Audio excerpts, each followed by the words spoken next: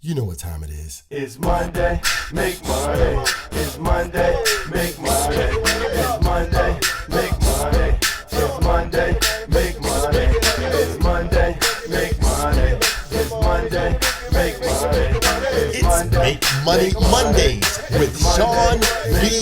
Bradley. Hey everybody, this is Sean V. Bradley, president of Dealer Synergy, and you know what time it is. What time is it? It's Make Money Mondays. What time? I said it's Make Money Mondays, so let's make that money today. Today we're going to talk about test drives. That's right, folks. The road to the sale is classic. But if you don't use all the steps in the road to the sale, you're not going to be successful each and every time, or even some of the time. Now, one of the most degraded parts of the road to the sale that I find as a national consultant and trainer is the test drive. What do you mean, Sean? Unfortunately, there's a lot of salespeople out there that do not take their customer on a test drive. Well, how could that be? Well, because they're being spotted by the customer on why they shouldn't be on a test drive or can't take a test drive or don't want to be on a test drive instead of you spotting them on buying an automobile.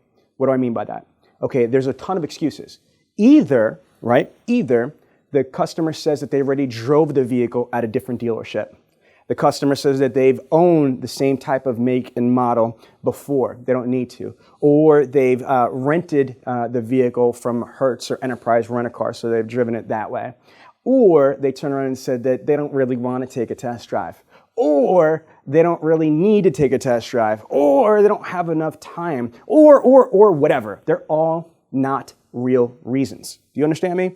Again, you're either being sold or you're selling them. Period. Someone's getting spotted.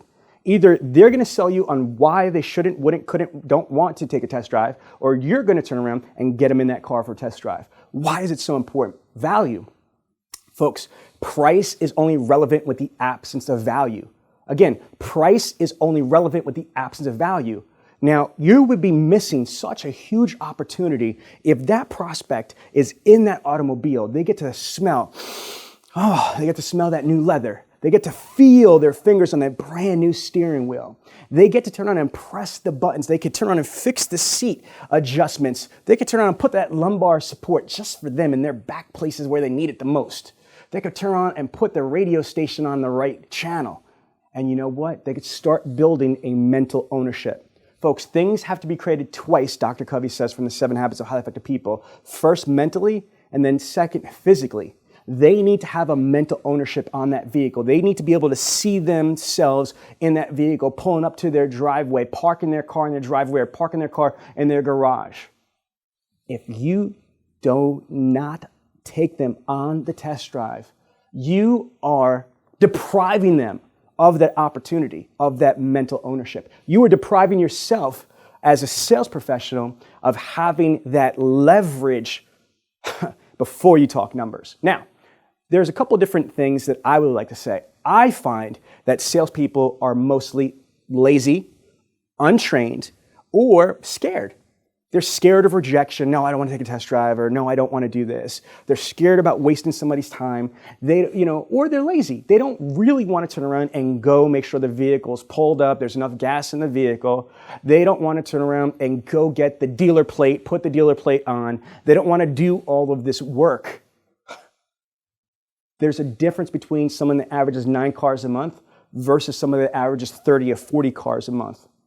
If you want the things that the average person doesn't have, you need to do the things that the average person isn't willing to do, like test drives, okay? So here's one strategy that we're going to go over right now. Don't ask, do. Assume the test drive. Assume the test drive. Because if you ask, you have an opportunity for them to say no. So after you do a full product presentation, features and benefits, you sit them back at your desk, turn around and look at them for a split second and say, oh, 1 second, I'll be right back. And just walk away. Walk away. Walk away. Try. Walk away. And where am I going? Okay, you're going to go and make sure the car's pulled up, in front, gassed up, okay? Or you're going to find one that's got the right gas, colors, models, etc.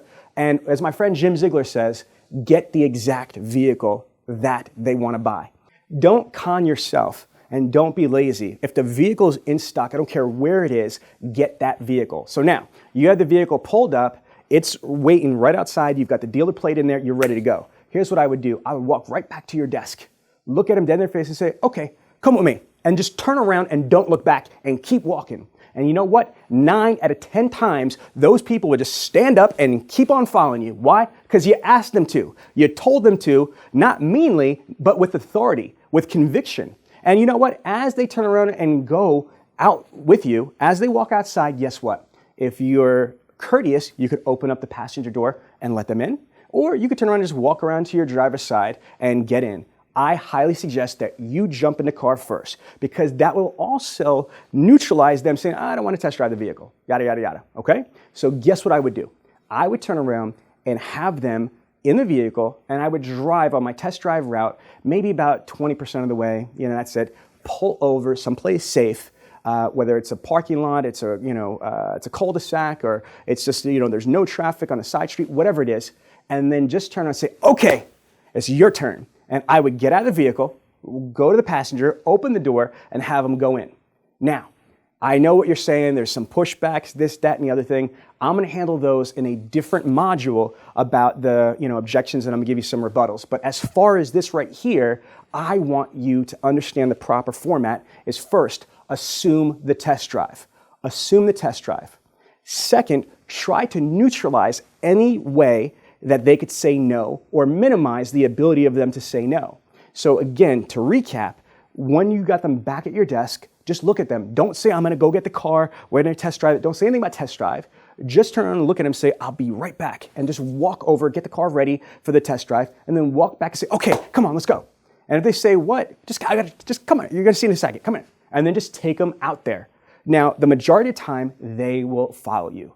Now, once you turn around and get them out front, don't have them drive the vehicle first. Unless, of course, that they want to drive the vehicle, all right? If they say, oh, great, I can't wait to test drive the vehicle, then let them in there, all right? However, just to turn around and neutralize the possibility of them saying, no, I don't want to test drive, they're not test driving it first. You're going to jump into the driver's seat and you're going to go to a predetermined stop place, get out, and have them go back in.